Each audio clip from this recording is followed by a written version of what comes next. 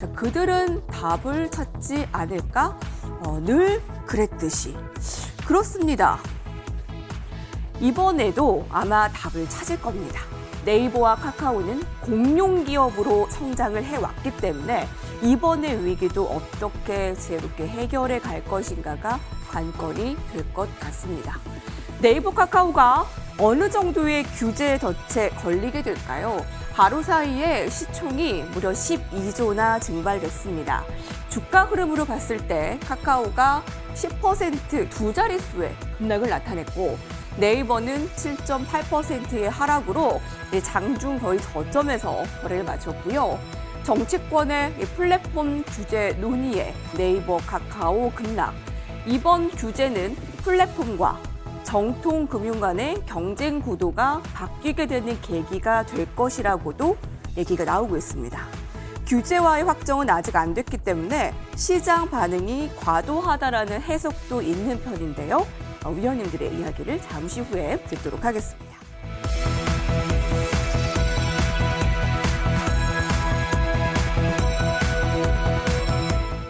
이슈들이 하루도 끊이질 않는 이번 주의 주식시장입니다. 특히 내일의 선물옵션 동시 만기를 앞두고 위축된 투자 심리에 오늘 앵커에는 첫 번째 소식은 거기다 불을 지핀 격이 됐는데요. 카카오와 네이버가 정치권의 플랫폼 규제 논의에 제대로 움츠러들면서 크게 하락했습니다. 특히 장대 음봉을 그린 걸 보고 아직 구체적인 얘기도 나오지 않았는데 너무 과도한 반응이 아니냐라는 의견도 나오고 있는데 이 규제 논의 이슈를 확실한 악재로 받아들이는 게 맞는가요? 아니면 승승장구하던 주가가 조정의 빌미를 찾은 거라고 해석하는 게 맞을까요? 네, 아무래도 지금 시점에 오늘의 하락은 조금 과도한 부분이 있는 것 같습니다. 아무래도 이제 우리가 카카오나 네이버 같은 경우에는 국제적으로 이제 언택트 시대에 가장 큰 수혜를 받았던 종목 중에 하나인데요. 우리가 코로나19라는 그런 특수상을 겪으면서 우리가 이제 플랫폼 시장에 대한 성장에 대한 기대감들이 반영이 되면서 사실 주가 상승 자체도 굉장히 많은 상승을 보여줬던 그런 부분입니다. 제가 울고 싶은데 뺨 때린 격이다라는 이야기를 가끔 하는데요. 마찬가지로 지금 시점에서 네이버나 카카오 같은 경우는 최근에 그 같은 상승 흐름에 대한 그 조정 부분들이 기술적으로도 나올 수 있는 그런 부분이었다라고 생각이 되는데 거기에다 이렇게 이제 규제 부분들이 화두가 되면서 오늘 단기 급락을 조금 많이 보여준 그런 흐름이라고 보고 있습니다. 실질적으로 우리 이제 미국 같은 경우에도 연방거래위원장으로 리나 카순이 수장으로 오르면서 플랫폼 기업과 이런 전면전을 선포하겠다라는 이런 규제 이슈가 먼저 나왔었습니다. 그렇기 때문에 우리나라 같은 경우에도 계속해서 커지고 있는 이런 플랫폼 시장의 이런 독점 부재에 대한 부분들이 어느 정도는 예고된 수순이었다라고 볼 수 있는 그런 시점인데요. 거기에 따라서 이제 다시 한번 이제 대선을 앞두고 있는 그런 상황에서 이 같은 골목상권이라든가 이런 부분들에 대해서 대기업을 규제하겠다라는 이런 방안들에 대해서 여당에서 이런 진행을 하면서 우리가 이제 단기 급락을 좀 보여주는 그런 흐름이었습니다. 시기적으로도 내일 만기를 앞두고 투심이 약화된 그런 시점에서 거기에 따라 이런 정부 규제 부분들이 이제 과도한 우려감들 그리고 또 이제 단기 낙폭에 따른 거래가 크게 터지면서 거기에 따른 투매가 좀 발생을 하는 그런 모습이었는데요. 실질적으로 저 같은 경우에는 우리가 지금 시점에서 카카오나 네이버의 이런 성장성 부분들을 단지 이 규제 부분들로 배제할 수 있다라고 생각하지는 않고 있습니다.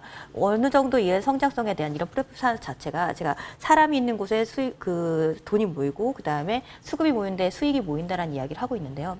마찬가지로 이 플랫폼 부분들이 성장할 수밖에 없는 부분들이 기본적인 이 같은 사업에 대한 부분들의 시너지 효과를 낼 수 있는 요소가 크다라고 보고 있습니다. 카카오 같은 경우는 특히나 이제 카카오뱅크 흥행에 성공을 했고 이제 카카오페이도 앞두고 있는 그런 상황인데요.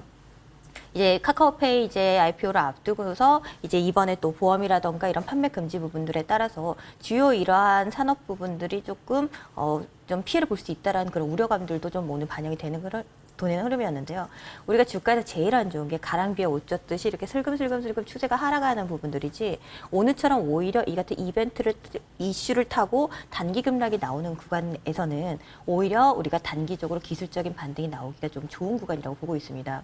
그렇기 때문에 지금의 시점에서 과도한 우려감을 가지고 투매에 동참을 해서 매도를 하시기보다는 반등을 활용을 하셔서 종목을 좀 비중 축소하는 전략으로 가시면 좋을 것 같고요. 그리고 또 중장기적인 부분들로는 이 부분들이 규제 영향이 저는 크지는 않을 거다라고 보고 있습니다.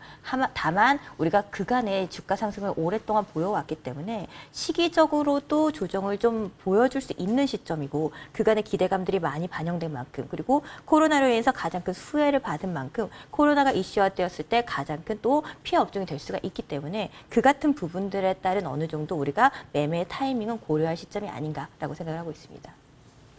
투매에 동참을 하기보다 이게 이 이슈도 있었지만 사실 시기적으로도 좀 조정이 나올 네. 만한 때였고 또 코로나로 인한 어떻게 보면 좀 수혜를 받은 감이 있었는데 그 부분에 대해서도 조금 조정이 나올 때가 됐고 여러 타이밍적으로 조정이 있을 만한 상황이라는 겁니다. 자, 주가가 반등했을 때 조금 비중 축소는 괜찮지만 중장기적으로는 조금 더 분위기를 살펴보자라는 네, 맞습니다. 의견이시네요. 네.